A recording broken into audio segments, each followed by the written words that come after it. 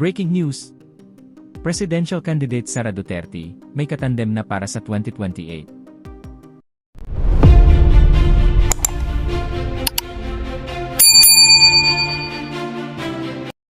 Nilinaw ni BP Sara Duterte sa isang panayam sa ISIM-INAI na mayroon na siyang na-recruit na posibleng katandem para sa 2028 elections, ngunit hindi pa muna niya ito papangalanan.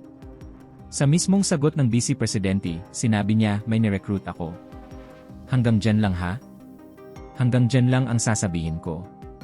Ni-recruit ko siya last year pa, kaso wag na muna natin yan pag-usapan. Protektahan natin yung tao. Hanggang sa makapagdesisyon siya kung anong gagawin niya sa career niya. Ipinapakita sa kanyang pahayag na matagal na niyang pinaghandaan ang posibleng tambalan, ngunit binibigyang diin niya ang paggalang sa desisyon ng naturang personalidad at ang pangangailangang protektahan ito sa maagang paglalantad. Isang political question po ito, madalas itanong ito. Meron na po ba kayong napupuso ang Vice President?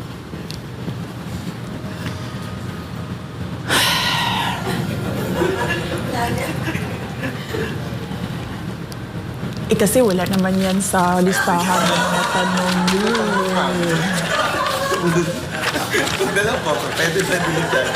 Wait, sandali Oo, andito ba yan? Ito, sasabihin ko na lang kasi tinanong nyo na Ayaw ko rin naman na...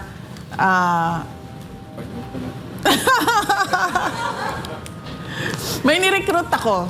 Hanggang dyan lang Hanggang dyan lang ang sasabihin ko. Nirecruit ko siya last year pa.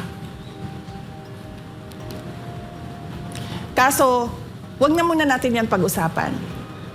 Protektahan natin yung tao hanggang sa makapag-desisyon siya kung anong gagawin niya sa karera niya. At kung kayo naman ang tatanungin mga kababayan, ano kaya ang inyong reaksyon at komento sa balitang ito? Isang political question po ito, madalas itanong ito. I-like at share Meron na po ba kayong napupuso ang Thank you for watching.